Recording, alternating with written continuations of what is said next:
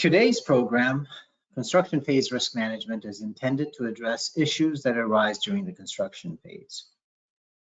Up until the owner executes a construction contract with the contractor, the project is essentially driven by the relationship between you, the design firm, and the owner.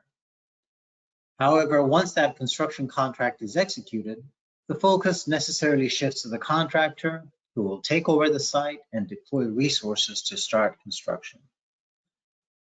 And the contractor's management of their responsibilities is essential for project success, and your role as a design firm to facilitate success is also important. So let's review exactly the role of the design firm in this process. Now, before we delve into construction phase administration responsibilities, I think it's important to broadly address what the role of a design firm is during a project. Initially, you are providing consulting services, right? You have engaged with the client. You oftentimes are analyzing their program and their design constraints. And based on that preliminary information that you work with the client to develop, you develop design recommendations, and those design recommendations eventually become a set of construction documents that oftentimes go through a permitting process with the authority having jurisdiction so that the owner has the necessary permits. And once that process is done, then those recommendations, that set of construction drawings is used as a set of construction contract documents between the owner and the contractor. Once that process has begun, oftentimes then your role shifts to that of serving in an agency position, meaning that we're talking about a design, bid, build, delivery mode here. You're often charged with administering the construction contract between the owner and the contractor, and you're helping manage that owner-contractor interaction. And that's what we'll be focused on today. During this process, you may also have a responsibility to serve as an initial dispute neutral, meaning that if there is a conflict between the owner and the contractor about the meaning of what is stated in the construction documents, oftentimes as the initial decision maker, you're called on to make the call as you see it as to where the rights lie in the event of a conflict. You're assuming a somewhat quasi-judicial capacity. And it's important that indeed, if you have that role, to remember that you are expected to be impartial and fair and administer the contract terms as you see it. You're not necessarily there to protect or defend your services. You're there to call it as you see it. And sometimes this presents a problem or somewhat of a conflict for you because the content of the design drawings themselves may be the subject of contention about what is included and what is not included. So you're expected to wear that hat as well, and it's up to you to administer, faithfully carry out that initial dispute neutral role if you have it. So as you can see, it's somewhat complex. It's not easy to serve in this role, especially once construction starts and you're asked to wear one of several hats during the project. And just to recap what happens in a design, bid, build environment, and it's important that what we're talking about today is design, bid, build, right? This is by far still the most popular project delivery vehicle. We've seen increases in design build. We've seen other forms of project delivery recently, but design, bid, build is still the most common delivery mode, and that's what we'll be talking about. And in this type of project delivery mode, remember that there are two separate contracts. There's one between you and the design team, between you, the design team, and the owner. And in that relationship, as we talked about, you're designing the permanent work, you're providing interpretation of the construction documents, and you're administering the construction contract. The owner also has a separate contract with the contractor. They're responsible for providing construction documents to the contractor that will be part of the construction contract. They're responsible to pay timely, obviously. And related to that, of course, the contractor takes on responsibilities for means and methods, the time and cost of construction, and the job site safety. Now, as you know, between the owner and the contractor, when the owner gives a set of documents to the contractor, there's something called the Spearman Doctrine that applies. The Spearman Doctrine says that when the owner gives the contractor a set of construction documents, there's an implied warranty that goes along with it that there's sufficient information in there that allows the contractor to price and schedule the construction cost of the project. If there isn't sufficient information and the contractor has to expend additional resources, then that responsibility lies on the owner. That's not a risk that the contractor takes on if there's insufficient information or there's a breach of that implied warranty. You, however, as the design team, are only responsible to provide services in a manner that meets the standard of care. So if there is any gap between what your services require under that negligence standard and what the owner is providing to the contractor in the construction documents, that risk falls on the owner. And that's part of the reason why design, build, and other types of project delivery vehicles are being used by the owners because they want to assign responsibility to one entity and give all of that responsibility to the design builder and not have to, at least theoretically, worry that there is an implied warranty in the construction documents that they provide to the contractor. But be that as it may, that's how the design, bid, build environment works for your purposes. So what's your role? You're there to administer the contract for construction, right? You're not doing construction administration, which implies that you're actually administering construction activities. That's not the case. Your role is to increase the probability that the project will be constructed in substantial compliance with the contract. That's actually what's stated in the standard form documents in both the AIA and EJCDC documents. Realize that once the construction contract is signed, you should not interfere with the means and methods that the contractor uses to do the project, because it's up to the contractor to decide how they're going to actually accomplish the job. So you should avoid taking actions that are clearly under their responsibility under the contract documents and not be a joint party to that responsibility. Your role is to make sure that the project, when completed, is in substantial compliance with the contract documents. And we'll talk more about that later in the presentation. The contractor has a lot of responsibilities during this phase, and rightfully so, right? It's only during construction that you actually get to see whether the solutions that you provided to the client make sense and are communicable to the contractor, to the subs, in a manner that allows them to build the project. So once that contract is executed, contractor, once they get the notice to proceed, is responsible for the construction side. Control typically switches over to the contractor, and they are responsible for both access and for making sure that the construction site is going to be prepared for the construction.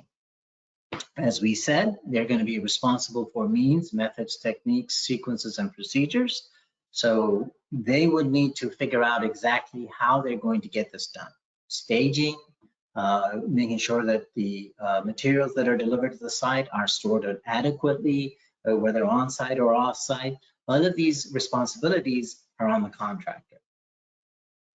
And the most important thing that you as a design firm should be aware of is that safety, and that's the next topic we'll be talking about, is typically solely on the contractor. And this is important to reiterate because that's where a lot of times design firms can be brought in to claims, especially by third parties who have been injured on site. Especially if the workers' compensation schemes are not deemed adequate to make this worker whole, for example, and there's an avenue to make a claim against the design firm, oftentimes you will see allegations that indeed you're responsible for safety and that you should be brought into the claim. And we'll talk more about that. But in both the standard form documents and in standard practices, safety is the sole responsibility of the contractor.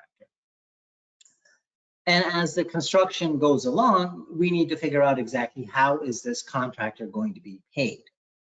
The owner's concern from the beginning is that the resources for the construction have been front-loaded so that the contractor is indeed getting more payment than is warranted up front. So the contractor is charged with developing the schedule of values and for the owner to review that so that it is clear that what is being assigned to the work that is being put in place makes sense and it's not front-loaded. And that's the contractor's responsibilities, and the owner has to review what is submitted. And then finally, you want to make sure that the contractor is creating and submitting construction schedules, and tied along with that, the schedule for submittals, which we'll talk about that. Those also are part of the contractor's responsibilities that need to be met, especially at the beginning of the project. So now let's talk about site safety.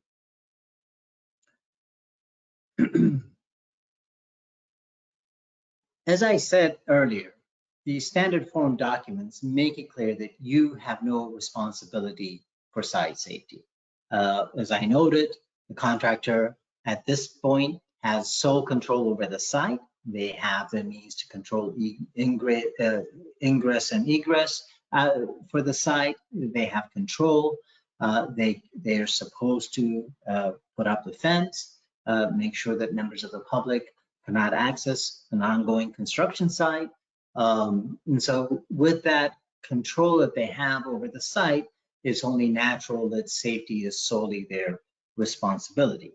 The key for you as a design firm who has responsibilities during construction phase is to make sure that by your actions, it doesn't look like you have taken on safety responsibility by your actions, meaning that you have reviewed site safety procedures, that you have directed the owner, the client, the contractor to take specific measures. Those are the types of things that often lead to allegations that you, through your representatives, have actually taken on responsibility for the site.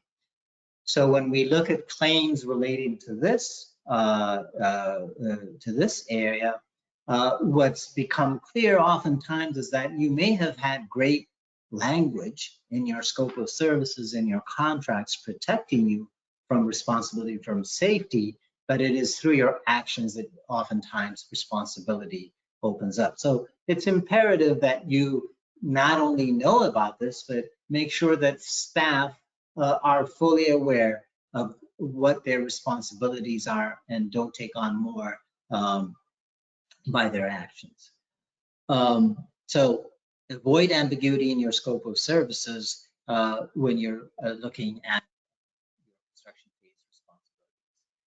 Now, generally speaking, there are very few cases where you may indeed have some responsibility for safety. Going off of case law in this area, the advice that we provide to firms is that you may have some responsibility if, for example, you're on site and there's an activity going on and the risk of injury is foreseeable, right? It's known and you know in your knowledge that something that they're doing is dangerous and that you have some element of control. You have some element of being able to put a stop to it, provide a warning, and make sure that imminent danger doesn't happen and that you indeed have the ability to intervene, so to speak. And we're talking about actual imminent danger. And that you as an individual have actual knowledge of the danger and that you have a reasonable opportunity to avert the harm, meaning that the circumstances are such that you may indeed be able to warn somebody to move out of the way or and put them on notice that there's a very dangerous condition. And if all of these situations are present and you have done nothing in that sense, then you may indeed have some responsibility. So again, this is a matter of educating yourselves, your staff, about what your responsibility is. If you see something generally and you think that there is some element of control, that you have the ability to provide input, then you actually know this to be a dangerous condition and you have an opportunity to avert the harm, then in those situations, the courts may well decide that indeed you do bear some responsibility in that situation. I think most ethics folks and most engineers and architects would say indeed, as somebody who has an obligation to protect public health, safety, and welfare, you do have an obligation to say something if you see something that is indeed imminent. So that's the guidance that we provide. Obviously, firms, depending on where you are and depending how you perceive this risk, will provide more detailed guidance and more specific policies for your situation. And certainly that's what we expect you all to do. But that's the general guidance we provide from the risk management perspective. So if you see an unsafe condition, what should you do? Right? The advice we provide is that report it to the person in charge, to the foreman, the construction superintendent, and let them know what you saw and the dangerous condition. Inform the owner, and really at that point, all of this should be done in writing. When you do it in writing, provide a copy to both the owner and the contractor. Be clear about what it is that you saw, who you talked to, what you informed them about. And then when you're doing that in writing, make sure you reiterate that construction site safety remains the sole responsibility of the contractor, that you're not assuming responsibility for their safety responsibilities, that you're only advising them on what you saw based on information that is available to you, and that you're not taking on these responsibilities. It's important to document that, because in the event that something happens, you at least can be able to say, hey, we did not take on this responsibility. We did see something, we said something, we reminded them that that's their responsibility, and at least you have a fairly strong defense when you are brought into that type of issue. In specific cases, you are indeed probably have a requirement to report it to appropriate regulatory officials, as the case may be. If there's repeated violations and it's clear that it hasn't been addressed, then as the case may be, you may have a As always, as I noted earlier, if danger is imminent, it makes sense to take reasonable and prudent action under the circumstances. So that's how safety on the job site works. I thought it was important to address that first, because that's really the most, we get a lot of questions about safety and your responsibility for that. Okay, let's move on. Interpretation of the contract documents. And really what we're talking about here mostly is requests for information that come in during the project. And anytime you're asked for information or clarification, this has to be conveyed in a manner that is clear and, more importantly, discoverable. So it must be in writing or in the form of drawings. So if you happen to be on site and you get asked a question about what does this drawing mean or what does this spec section mean, ask that they follow up with you in writing and put it in the form of an RFI so that it is clear what is communicated, so that in the event people disagree about what was said, then it's documented. When you're providing this type of information, it must be consistent with what the contract says, right? With the intent of the parties. Remember, you're administering a contract between the contractor and the owner. So it must be consistent with the intent, code requirements, obviously, industry practice, and it must be done in a manner that indicates good faith and fair dealing. You're not there to call it as you would like to see it. You can't take away rights or responsibilities of either the contractor or the owner. You don't want to be engaged in a situation where you're kind of horse trading with the contractor to say, hey, okay, we'll call it this way for this issue, so if you will address the other issue that we didn't quite include in the drawings. That's not the environment where you want to be in.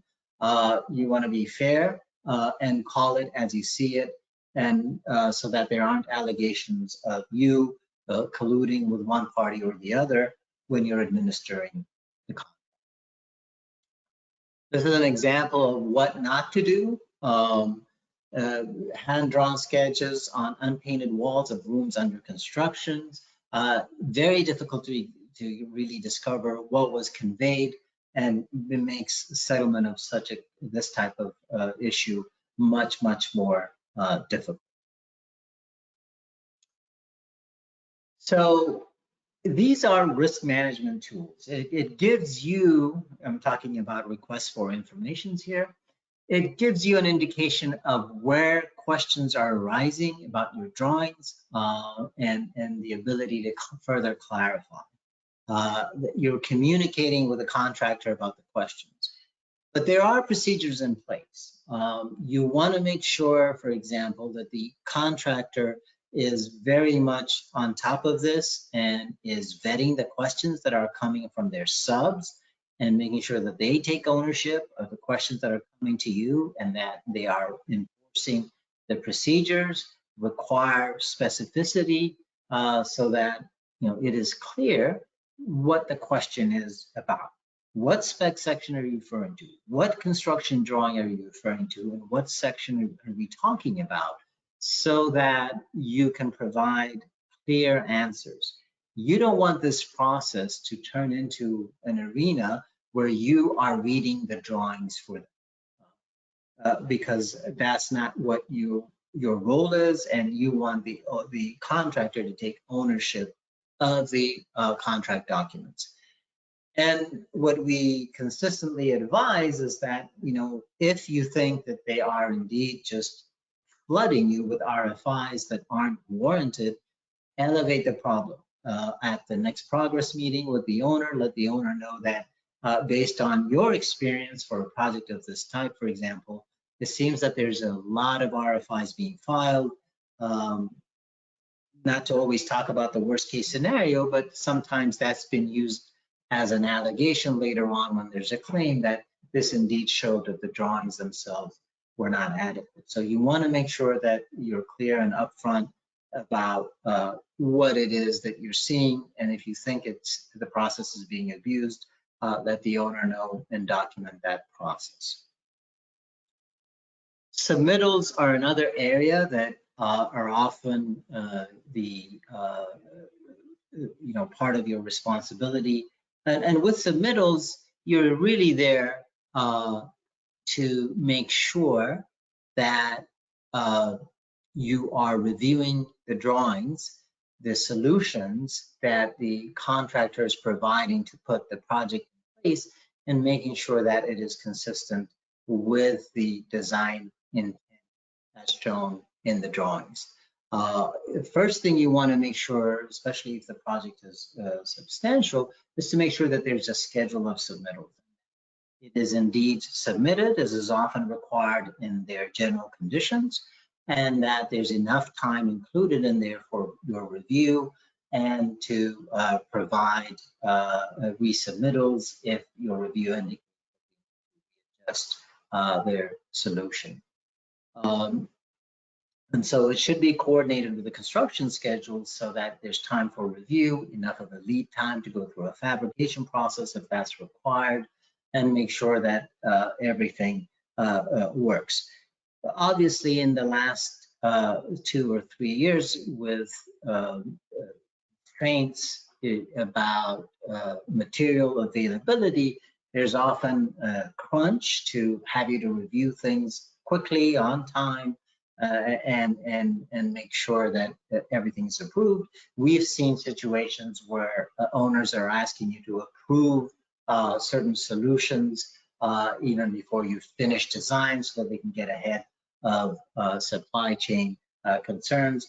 That is something that needs to be reviewed carefully and understand that, the owner should understand that if they are indeed insisting on that type of decisions before design is actually complete, then that's on them. That risk is indeed on the owner, and that it's incumbent on you to communicate that to the client.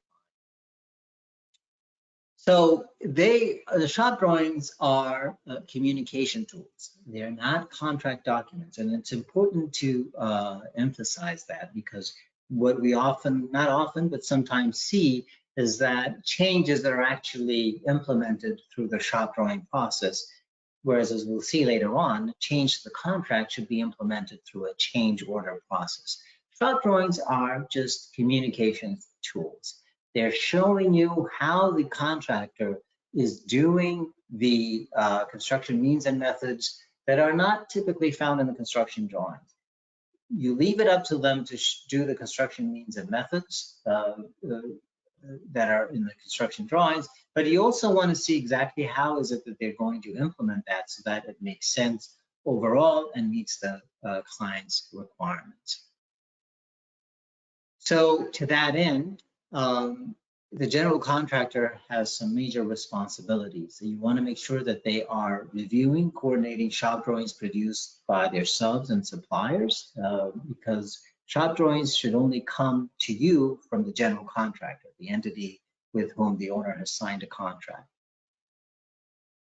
And to that end, that general contractor should indicate that they've reviewed the shop drawings and approved the content and that it meets the requirements of the construction documents.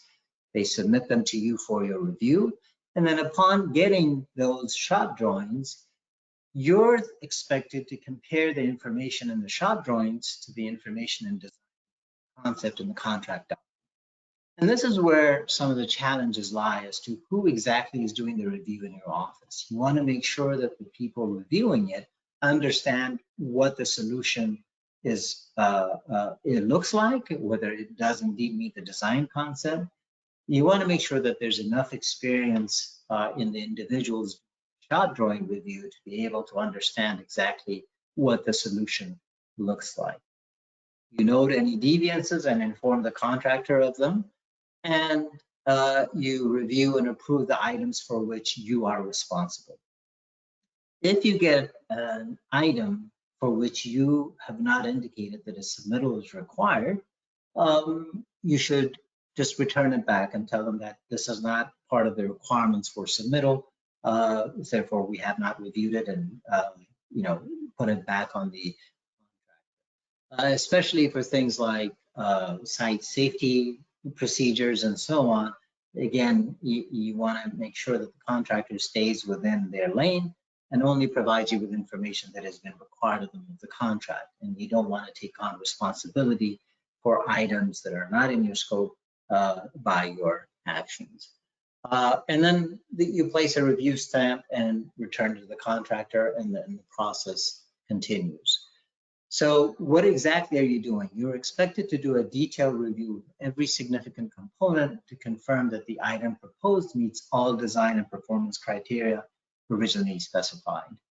And does it meet the stated requirements in the contracts, in the documents, and if so, if not, what is needed to for the contractor to and send it back to you. So you want to have a summary list of submittals.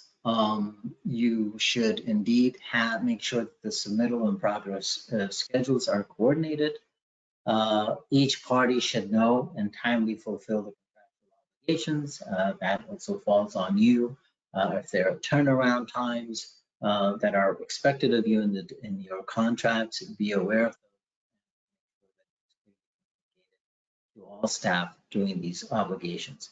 Your submittal stamp should reflect your contractual obligations, and we'll talk about that in the next slide. And obviously, in this day and age, the submittal log is standard practice, both reflecting the as planned and actual receipt and return dates and the actions taken. So what should the submittal stamp look like? Really, it should mimic or replicate your requirements in the scope of services. If you look at the one to the right, for example, it's only for general conformance with the design concept and the information given in the construction documents. And you can read that language that is typically in a shop drawing, and you indicate whether it's approved, rejected, furnished as corrected, or revise and resubmit, it clearly communicate what is required. So that's the guidance that we provide. In our opinion, it doesn't really matter much whether you use the term no exception taken or approved, as long as the information in the shop drawing actually reflects your responsibility and what it was reviewed for.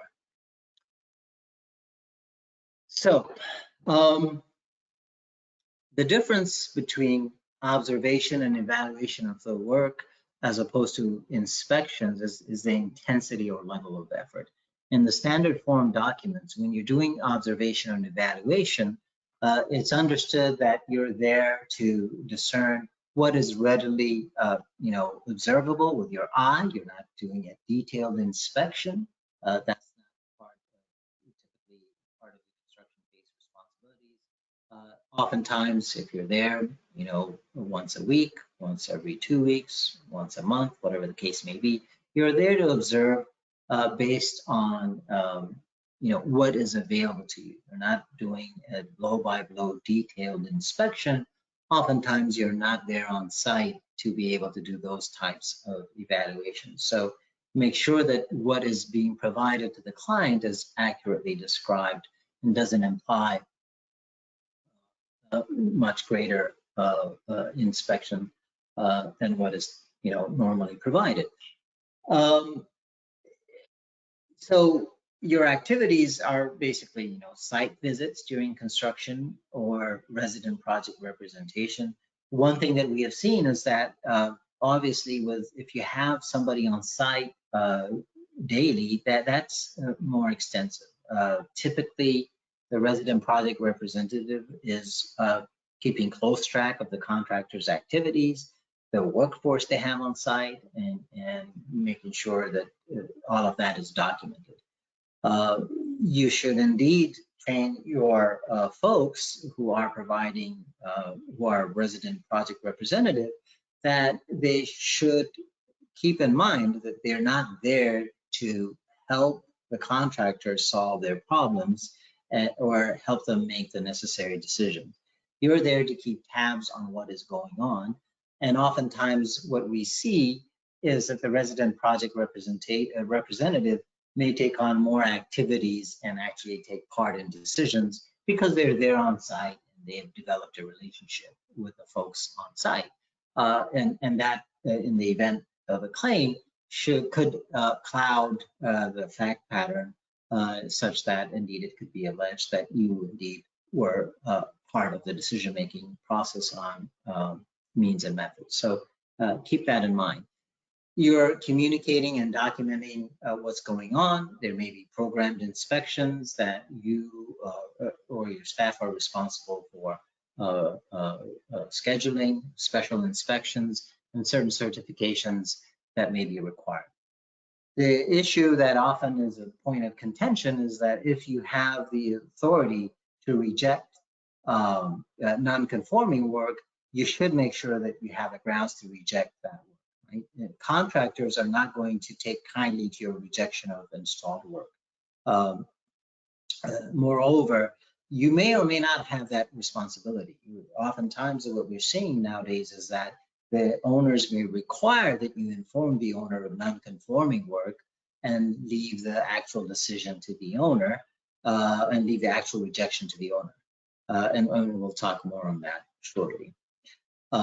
You do not, and this bears reiterating, supervise or direct the work, and you're not there to perform inspections of the work, typically. So know your responsibility. If you are the prime professional, the architect who has, mechanicals and other electrical engineers under you, make sure that indeed it's coordinated between you and your consultant as to what to do if the work is non-conforming. Remember that the client does have the right to accept non-conforming work, but if it is a contrary to code or is a life safety issue, then that presents real challenges. The key is to make sure that the client understands what it is that they're signing up for, what the potential issues are, and that it's, for your purposes, clearly documented that the client is willing to accept non-conforming work so that in the event that it becomes an issue, once substantial completion is done and the facility is in use, then at least you have the ability to say, hey, we advised you that this did not conform, you agreed to go along with it, or the previous owner did, whatever the case may be, and therefore that's really not on us. So documentation is essential. Rejection should not include corrective advice. You just focus on the result and let them figure out exactly how they're going to accomplish the work. And ideally, I know there are practical issues involved depending on the scope of the project. You want to make sure that you have a written report for the owner every time you go on site and give a copy to the contractor so that it's clear what was observed, what was communicated, and everybody's on the same page. That way, there's no ambiguity as to what was seen or done and what was communicated. So this is a good risk management practice. So let's talk about the issue of certificates. There are various kinds of certificates. Obviously, there's progress monthly payouts that have to be done, that have to be signed off on, and that's where the schedule of values comes in that we talked about. Completion is important. Substantial completion means the release of retained funds. And then, of course, compliance with the documents and any requirements that need to be filed with the authority having jurisdiction. So you're providing a written assurance that some act has or has not been done or some event has occurred, and that you're certifying to that fact. That's what you're doing when you're certifying these statements.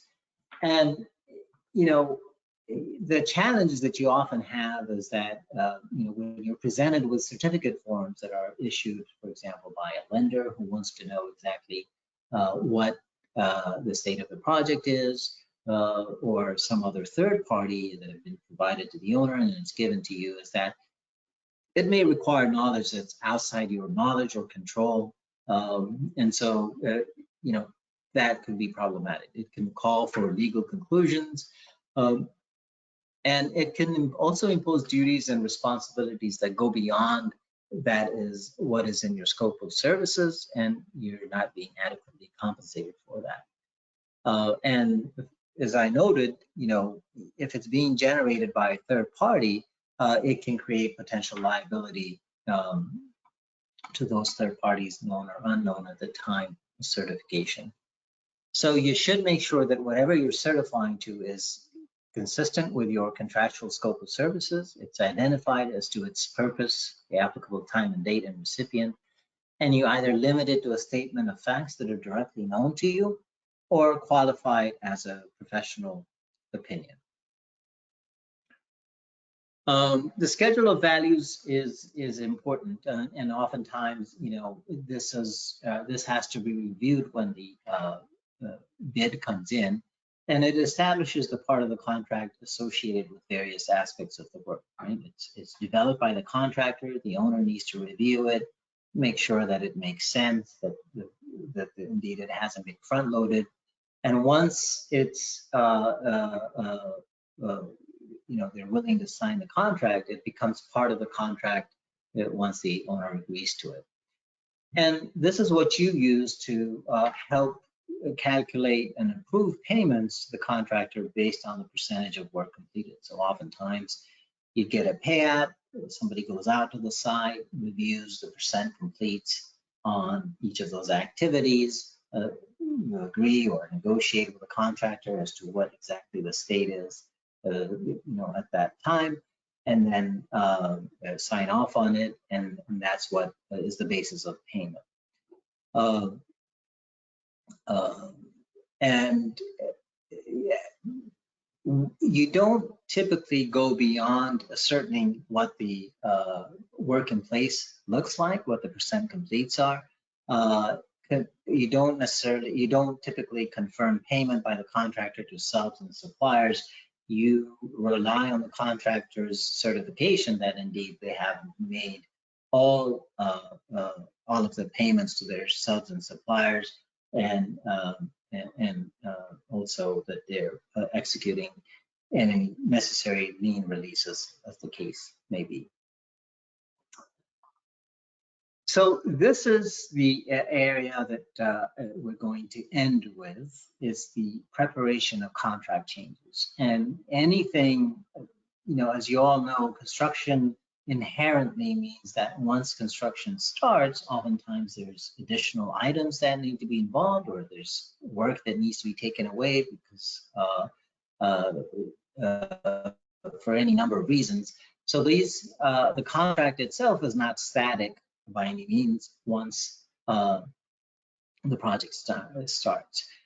There are several methods available for contract changes. If it's a minor change or it doesn't impact cost, time, and it needs to be reflected, it's just a minor change field order. And if all parties agree, typically you prepare that, and that goes through to reflect records that it's understood that these are minor and aren't going to impact the fee or schedule. Proper change order is oftentimes required. The change order means that you're actually changing the time required, or the cost, adding or deleting as the case may be, or looking at substitutions. And it's important that when a request for substitution comes along, that you understand what your scope of responsibility is, that you be able to evaluate it and see that it still meets the requirements of the contract. Some cases you may have specified that, you know, for that particular module. There's no substitutions allowed. If the, or if indeed the owner wants to entertain substitutions, you have to evaluate that, make a determination about who exactly is paying for your time to review these substitutions. It may be that as part of the proposed change, that the cost of your services is going to be borne by the contractor, or is going to be borne by the owner, as the case may be. So you need to be very aware about what your responsibilities are to review substitutions. And specifiers, for example, if you say or equal to something, that requires that implies, that states that you are indeed willing to entertain reviewing additional solutions or substitutions, as the case may be. So that means potential more work for you. How is that going to be compensated? So those things are part of your practice management challenges that need to be addressed. The other area that you need to pay attention to when it comes to change orders is unit price work. Oftentimes, if the quantity of work cannot be easily determined, let's say there's the extent of boulders that need to be removed isn't clear, or some bad soil that may have to be removed isn't quite clear, but you want to proceed with the project, then portions of that type of work may be bid on a unit price basis. If the quantities end up being much larger than anticipated, then it's necessary to negotiate an equitable adjustment, right? The client will probably have to pay more to account for the increase, but in all likelihood, the unit pricing can be reduced because the contractor's actual unit costs to perform the work are not as high as anticipated, because there's more work to be done. So ultimately, these are the things that you need to pay attention to, so that the overall change in the contract price is fair to both the client and the contractor. And with unit price work, you have to be alert to significant changes to the expected quantities, and make sure that they, if it's significantly more, especially, that indeed it is addressed correctly, so that the contractor is going to claim that they're entitled to be paid at the unit price that was stated, because there was no equitable adjustment. So these are some of the things that require that you as the administrator of this construction contract pay attention. A construction work change directive is oftentimes required to direct the contractor to proceed with the work, because the schedule implications and the cost implications have not been identified yet.